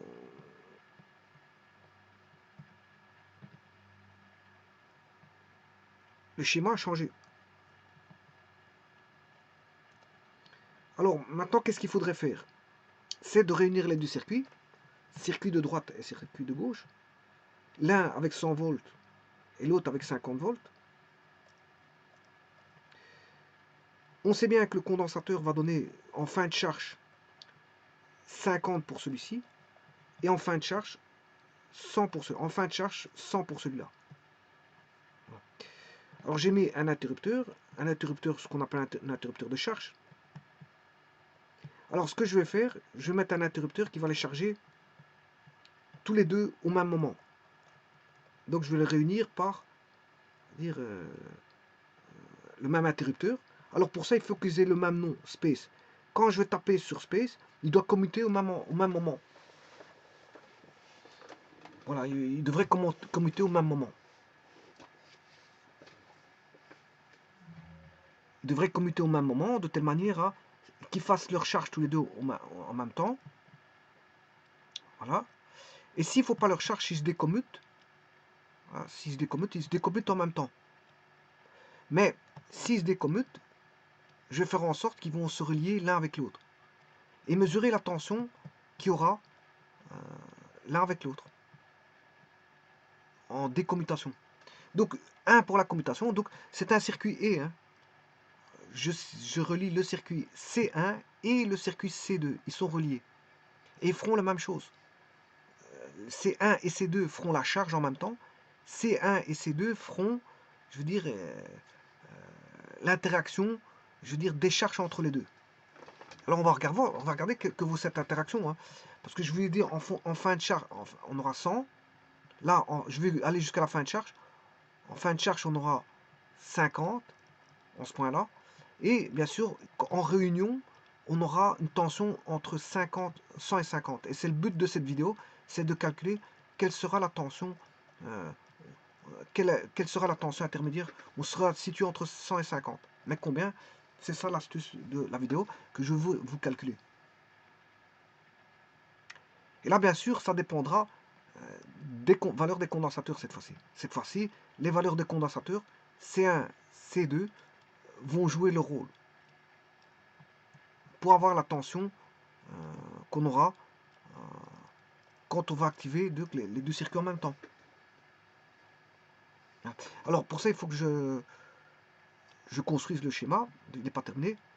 Donc ce qui veut dire que, oui, il manque un condensateur, je vais le remettre.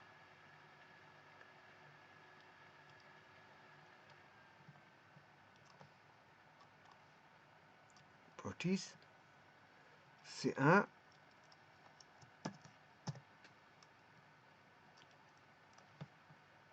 rotate, je vais mettre 20 micros. Parce que la tension intermédiaire va dépendre justement des condensateurs. On va faire une simulation avec ça, justement, c'est le but. La valeur, c'est 20. Mais je ferai le calcul. Hein. Vous allez comprendre tout avec le calcul. Hein. La simulation, c'est juste là une aide qui va vous montrer tout ça, mais le calcul va vous prouver tout ce que ça vaut. Hein. Je relie la masse. Et ici, chaque fois que je me relie à la masse, il me coupe. Voilà, il me coupe. C'est très bien ce qu'il me fait parce qu'il est en train de m'ennuyer. Parce que je vais la faire plusieurs fois. Alors que, bon.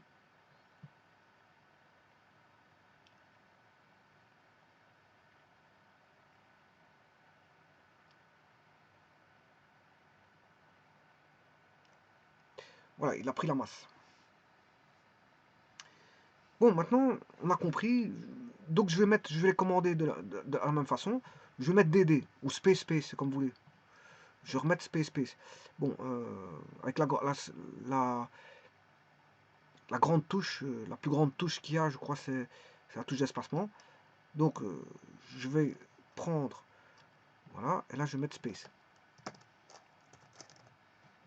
Comme ça, c'est l'espace, la barre d'espacement.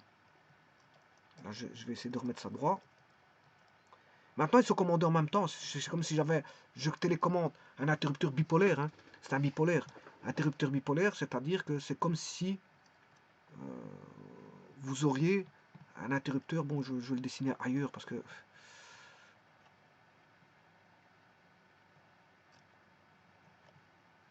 l'interrupteur bipolaire, c'est comme si vous aviez l'appui que sur un seul interrupteur, mais vous allez commander, voilà, comme ceci. Il est lié mécaniquement. Donc en faisant ça, ben, vous utilisez deux pôles.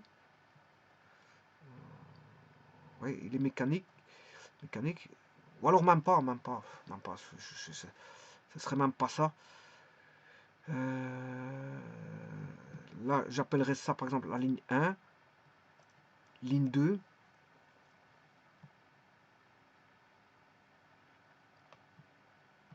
Je vais regarder hein, par rapport au circuit.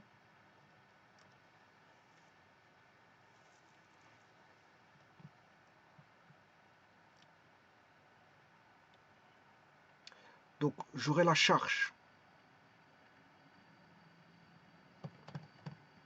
Je suis en train de faire du n'importe quoi ici. Parce que je suis en dehors de l'interrupteur ici. Bon, je vais refaire ça correctement parce que c'est vrai qu'on s'y perd là-dessus. Voilà. Donc j'ai le générateur. Le générateur,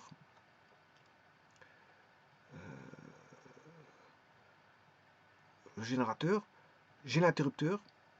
Et si je fais ça, je commande la charge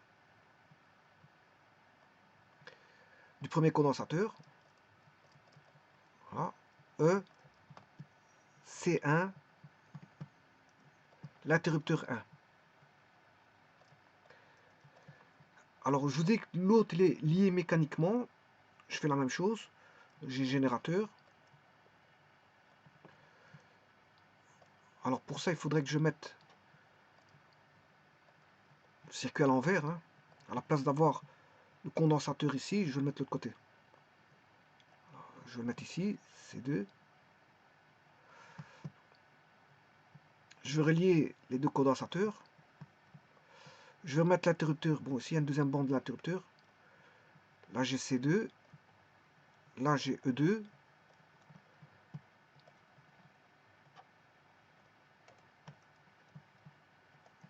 Et bien sûr, avec mon interrupteur E2. Voilà. Maintenant, le circuit pour la charge. La charge devrait être... Je peux mettre là. Soit à gauche ou à droite, c'est pas un problème. Si je vais sur la droite, la charge, je la connecte ici. Là, je fais la charge du condensateur C2. Maintenant, si je veux faire la charge par la gauche, à ce moment-là, je connecte ici.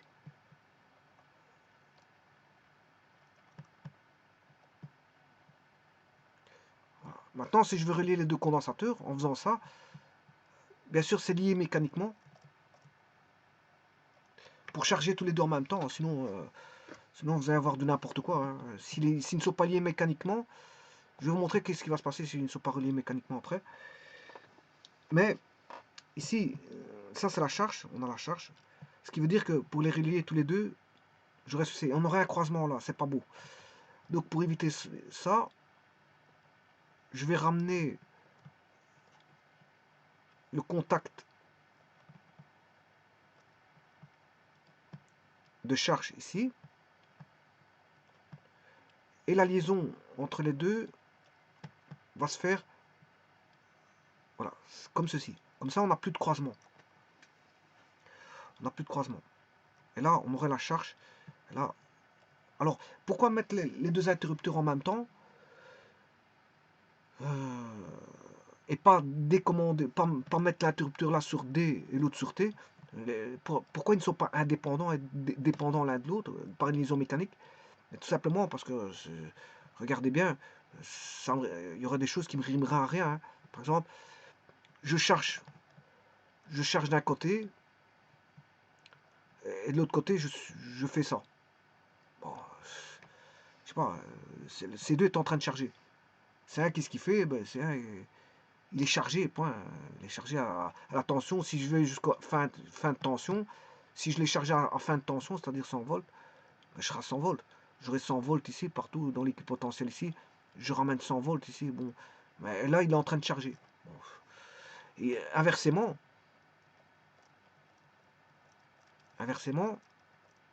si je fais le contraire, ben, s'il n'est pas lié mécaniquement, bien sûr, hein, là, je fais celui-ci. Donc ça veut dire, là, il est connecté là, mais tout d'un coup, moi, je bascule de l'autre côté, je suis en train de charger C1. Je suis en train de charger C1 jusqu'à sa valeur 100 volts, mais pour autant que je ne m'arrête pas entre les deux, je vous l'ai dit tout à l'heure. Voilà, parce qu'il y a une résistance interne due au voltmètre. Et celui-là, il serait comme ceci. Bon, ça veut dire que soit s'il est chargé, je ramènerai 5 volts, s'il est chargé, ou s'il est chargé entre 0 et 50, on aura une tension entre 0 et 50, ou s'il est déchargé, on aura 0 volts. Donc ça rime à rien, ça. Bon, donc pour faire le bon circuit et tester que va donner le mélange, ben, c'est de faire une liaison mécanique. Faire une liaison mécanique, c'est-à-dire que soit tous les deux, ils se chargent, et donc c'est le cas ici, hein. Non, la charge serait comme ceci, par la liaison mécanique, ça donnerait ça.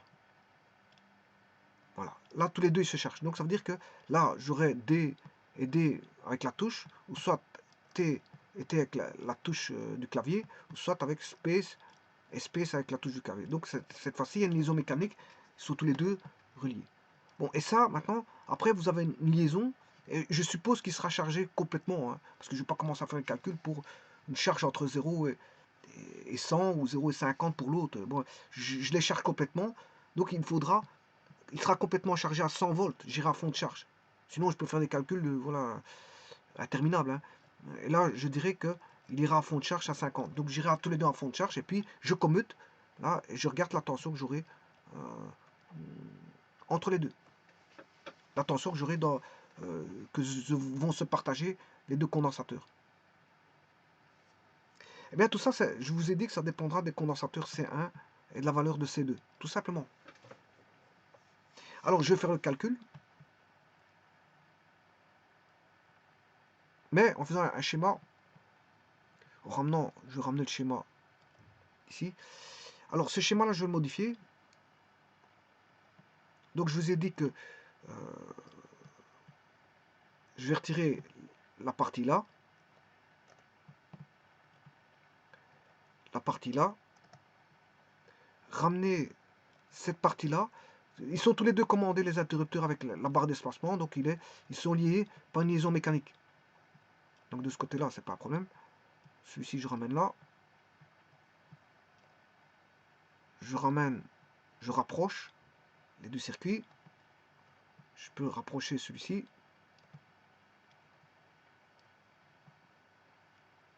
Maintenant, il ne reste plus qu'à faire la liaison.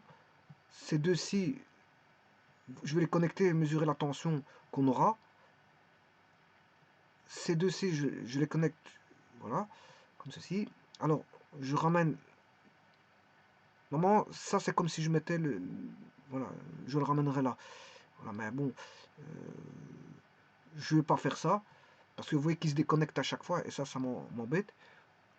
Je vais laisser celui-là connecté à ce point-là, voilà, et celui-là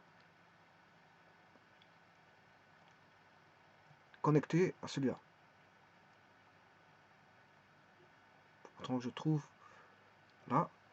Et là, il m'accordait connecté. C'est le seul point négatif que je trouve là-dessus. C'est quand il fait des choses pareilles, hein. Voilà. Alors moi, je vais contourner ce problème-là. Je vais contourner tout ça.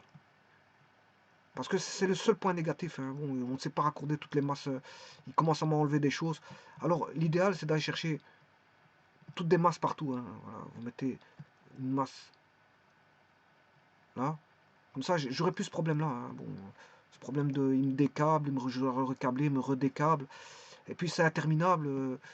Et je passe plus mon temps à décabler, à recabler, et parfois redécabler, que de faire du dessin. Voilà. Alors maintenant, tout est bon. Ça veut dire que tout est à la masse, hein. Est à la masse, est à la masse, est à la masse. Je vais juste remonter celui-là. Là, j'ai plus ce problème-là, hein. Ce problème-là, voilà. Je l'ai enlevé. Alors, je vais remonter plus ou moins celui-là. Là. Ramener celui-là en le remontant ici. Vous avez un circuit qui est, vous l'aurez compris, symétrique, hein. Voilà, c'est symétrique, mais avec des valeurs différentes. Ce qui se trouve à gauche est à droite. C'est ce que je suis en train de vous faire percevoir, c'est qu'on a une symétrie entre la gauche et la droite.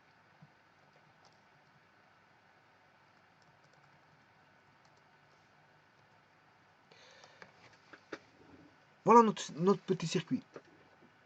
Notre petit circuit est réalisé. Et après, bien sûr, je vais mesurer la tension. Je vais aller chercher déjà mon voltmètre qui est là. Mon voltmètre, donc je vais aller jusqu'à la fin de charge. Hein. Donc il y en a un, je le mets à la masse. À la rigueur, même le voltmètre, pour pas qu'il m'ennuie, je vais mettre la masse. Je vais le mettre directement la masse. Parce qu'il va encore m'ennuyer à faire des... Dorénavant, je mettrai des masses partout parce que... voilà, ça devient difficile de montrer quelque chose quand bon, on veut se câbler à la masse, c'est ce qui vous déconnecte. Et là, vous voyez qu'il va me faire ce petit jeu là de me déconnecter tout encore. Voilà. Et bien, maintenant on va mesurer cette tension. Donc j'ai mis 20 micros et 30 microfarads, 100 volts d'un côté, 50 volts. Alors j'ai mis la barre d'espacement pour l'interrupteur. Et vous allez voir que tout est un jeu de condensateurs. Je ferai les calculs et puis je vais simuler avec d'autres condensateurs. Enfin, des condensateurs et des forces électromotrices aussi de départ. Hein. Ça dépendra des 100 volts, 50 volts et des 20 microfarads et 30 microfarads, ça vous aurez compris.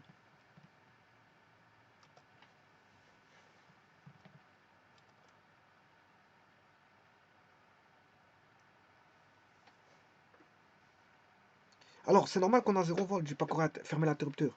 Bon, je vais appuyer sur la barre d'espacement.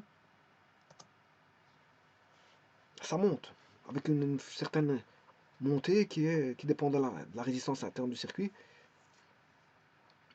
Et on arrive à 70 volts. Voilà, le voltmètre indique 70 volts. Ça a monté, bon, ça a monté. Donc au départ, on avait bien la charge, hein, si je fais espacement. Là, il se charge. Hein. Il y en a un qui est chargé à 100 et l'autre condensateur est chargé à 50. Et quand je fais aller l'interrupteur, là, j'ai 70 volts. Alors pourquoi j'ai 70 volts? Je vais vous calculer tout ça. Et c'est le but justement de mon calcul que je voulais vous montrer. Alors, le calcul ça va dépendre de la charge. Oui, je voulais vous parler de l'interrupteur bipolaire. Hein. Ce que je voulais faire, je vais vous ramener le circuit. Je vais vous ramener le circuit. Donc on a 70 volts, hein, je vais vous calculer 70 volts. Mais avant toute chose,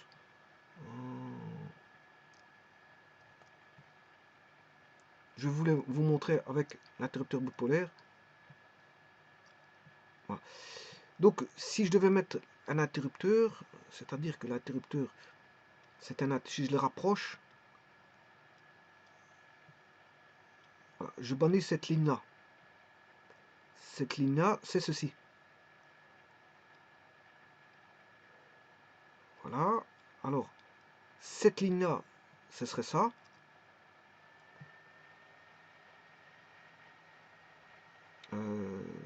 Non.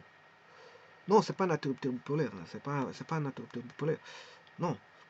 Ça ne marcherait pas avec un interrupteur bipolaire. Voilà. Donc, c'est pas un interrupteur bipolaire. C'est pas un interrupteur bipolaire. Il faudrait. C'est vraiment des inverseurs. Hein. Il faut des inverseurs comme ceci. C'est des inverseurs. Il faut deux inverseurs. Pour faire ça, il faut vraiment deux inverseurs. Je raconte une bêtise. Donc là, j'ai un inverseur et j'ai un second inverseur. C'est pas un inverseur.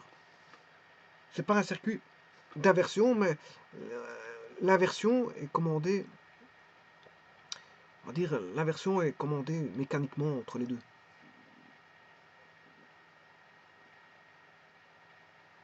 Donc on verrait l'interrupteur, le commutateur. C'est même pas un interrupteur, c'est un commutateur.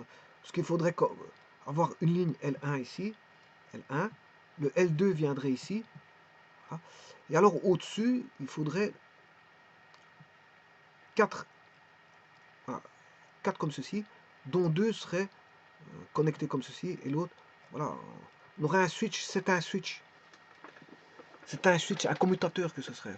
Voilà, ce serait un commutateur. C'est un commutateur qui pourrait faire ça. C'est vraiment un commutateur. Voilà. Un commutateur relié mécaniquement, bien sûr, entre voilà, les contacts. Alors maintenant, je vais faire vite le calcul. Bon, il est simple, hein. Bon, tout ça, c'était pour vous montrer tout ça. Mais maintenant, je vais faire le calcul. Le calcul est très, très simple. Il va aller beaucoup plus vite que tout le restant. En fait, c'est tout simplement parce que dans le premier condensateur, il y a une charge. Il faut tenir compte de la charge. La charge, c'est Q est égal à CU. Alors, la première charge, vous aurez compris que c'est le premier condensateur, c'est Q1, C1, voilà, U1. Et la seconde charge, c'est Q2 pour le condensateur 2, Q2, C2, U2. Alors, ils n'ont pas les mêmes valeurs de capacité, hein, c'est normal. Bon, les charges ne seront pas les mêmes pour l'un que pour l'autre. Donc on aura une tension, voilà.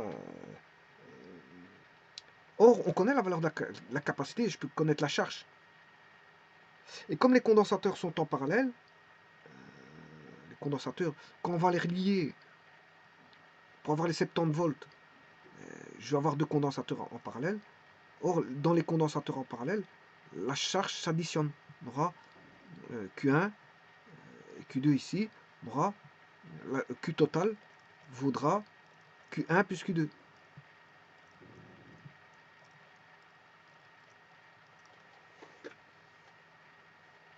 Voilà. Et donc, on pourra rechercher cette fameuse tension recherchée. Que vaudra ce U quand on fermera l'interrupteur pour avoir les 70 volts, c'est les fameux 70 volts. Mais en fait, vous aurez compris que c'est Q total sur C équivalent.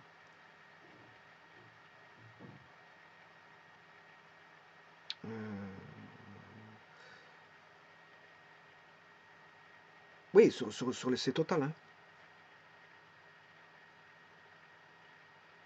Sur le C total. Parce qu'on a deux condensateurs. Bon, je peux faire le calcul. Alors, le C1, c'était 20 micros. Et 100 volts. Donc, je connais la charge. 20 micros, 100 volts. 20 micros farad. 100 volts. Ce qui veut dire que la charge Q1 en coulomb, on sait trouver le nombre d'électrons, hein, parce que je connais le nombre de coulombs.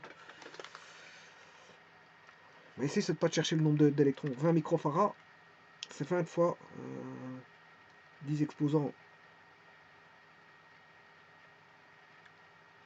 C'est 20 micros. 0,0002.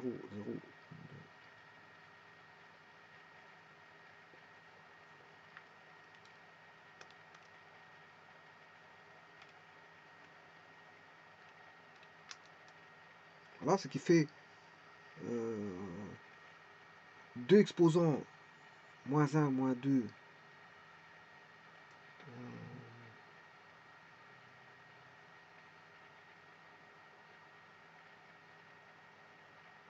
20 micros.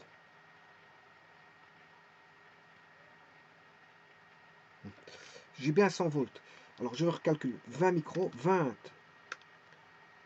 fois 10 exposants micros, c'est moins 6, on est bien d'accord. Je dois faire fois 100 parce qu'il y a 100 volts. Fois 100. Voilà, ça fait 2 millièmes. 0,0, j'ai 2 zéros, coulomb.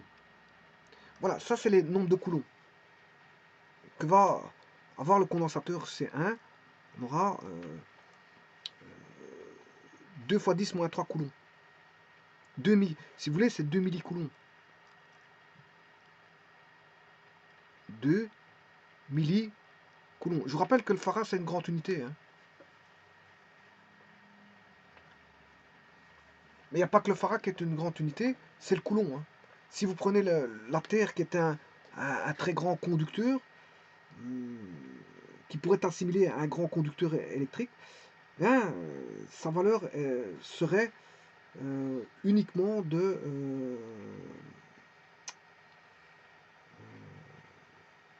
en tant que conducteur. Hein. la Terre serait de 700 microfarads.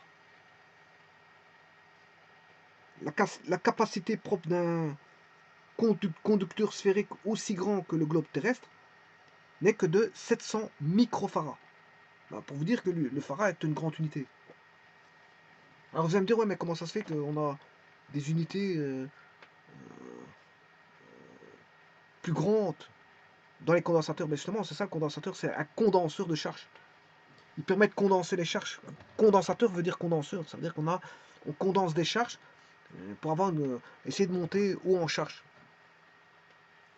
On condense des charges, c'est juste ça. Et donc le farad est une grande unité. Le farad est une grande unité. Et le coulomb est une grande unité aussi. Et ça augure du nombre d'électrons qui passent dans un circuit. On sait, avec le nombre de coulombs, savoir combien d'électrons qui sont passés dans un circuit. Alors là, ça fait 2 millicoulombs. Alors je vais calculer pour le second. Le second a une tension plus petite et un condensateur plus grand. Donc on a 30 microfarads et on a 50 volts. On a une tension plus petite, mais on va regarder la charge que ça fait. 30 fois 50 fois 10 exposants, c'est des microfarads. Moins 6.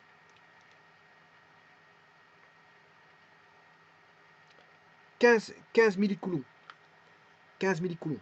Donc, d'un côté, j'ai 2 millicoulombs. Bon, ici, je me suis peut-être trompé. 30 micros fois 50. Je recommence. 30 micros fois 50 volts fois 10 exposants moins 6. 0,015. Ouais, ça fait 15 millièmes. Hein. C'est bien 15, alors que tout à l'heure, j'avais 2 millicoulombs. Ici, j'ai affaire à... non, 1 millième. Non, c'est 15 10 millièmes, je m'excuse. C'est 15 10 millièmes que j'ai. Donc c'est 1,5 millième de coulomb. 1,5 millicoulombs. Voilà. Q1 donne 2 millicoulombs. Q1 donne 2 millicoulombs. Donc voilà. Q1 donne 2 millicoulombs. Q1 égale 2. Q1 donne 2 millicoulombs. Voilà pour le circuit de gauche. Pour le circuit de droite, Q2 en charge va donner, bien sûr, complètement chargé. Hein. Vous attendez qu'il ait 50 volts d'un côté et les 100 volts de l'autre côté. Hein. Sinon, je tiens compte qu'on a en fin de charge. Fin de charge. Q2, c'est 1,5 millicoulomb. 1,5 milli, donc d'un côté 2 millicoulomb et de l'autre côté 1,5 millicoulomb. Maintenant, la charge totale, ben, c'est la somme des deux. C'est-à-dire que vous allez avoir 2 plus 1,5, ce qui fait 3,5 millicoulomb. Voilà, 3,5 millicoulomb. Alors maintenant, je vais chercher que vaut la tension quand on fait voilà, le mélange des deux. Enfin, quand on appuie sur l'interrupteur pour avoir voilà, le mélange des deux circuits ensemble, bien sûr avec C1 chargé à fond et C2 chargé à fond, eh bien on aura, je ne sais plus combien j'ai calculé, en coulomb, la charge vaut 3,5 millicoulomb, 3,5, donc le Q total vaudra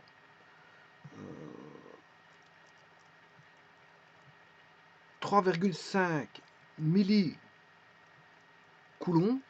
Et pour avoir bien sûr la tension totale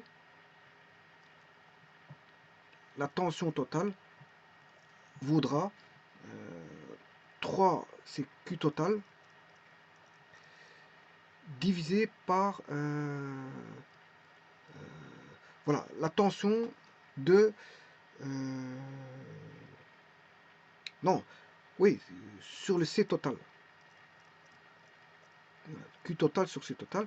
Donc on a 3,5 millicoulomb Et les condensateurs, ils sont en parallèle, donc il faut les additionner. On a C1 plus C2, c'est-à-dire on a 20 microfarads plus 30 microfarads, ce qui fait qu'on a 50 microfarads. Donc il faut diviser par 50 microfarads et on aura, je calcule tout ceci, 3,5 divisé par 50 fois 10 exposants moins 3, voilà, divisé par 1 fois 10 exposants moins 6. J'ai fait une erreur quelque part. Je vais recommencer. 3,5 fois 10 exposants moins 3 divisé par 50 divisé par 10 exposants moins 6. Voilà, j'ai 70 volts. Voilà, la tension totale est égale à 70 volts. Et bien, c'est ce que donnait le circuit là. Le circuit donne, mesure 69,83. Bah ici, il décharge petit à petit, hein, mais il est arrivé à 69,99, ce qui fait 70 volts. 70 volts. Et donc là, maintenant, vous pouvez simuler la tension que vous pouvez avoir. Hein. Voilà, je vais décommuter. Voilà, vous avez le calcul, donc vous pouvez calculer pour n'importe quelle charge. Voilà, la simulation, je vous l'ai donnée par calcul, c'est ce qu'il fait. Il fait ça comme calcul. Tout ce que je viens de faire, voilà, il vous le calcule comme ça. Donc, il vous calcule tout d'abord la quantité de charge Q1 sur le condensateur C1, la quantité de charge voilà, qu'on a sur le condensateur C2. Il mesure la quantité totale de charge. À partir de ça, il sait très bien que l'accumulation de charge, il la connaît, c'est 3,5 millicoulombs. Ben, il peut trouver la tension, puisqu'il connaît la capacité totale, puisqu'il y a C1, C2. Voilà. Et vous aurez compris que la tension UT va dépendre de C total. Hein. Plus on aura des condensateurs grands, et plus UT va diminuer. Plus les condensateurs C1, C2 seront grands, et plus UT va diminuer. Et plus la charge sera grande, et plus UT va augmenter. Et plus CT total sera petit, et plus UT sera grand. Voilà, tout va dépendre de ça. Voilà, je vous remercie.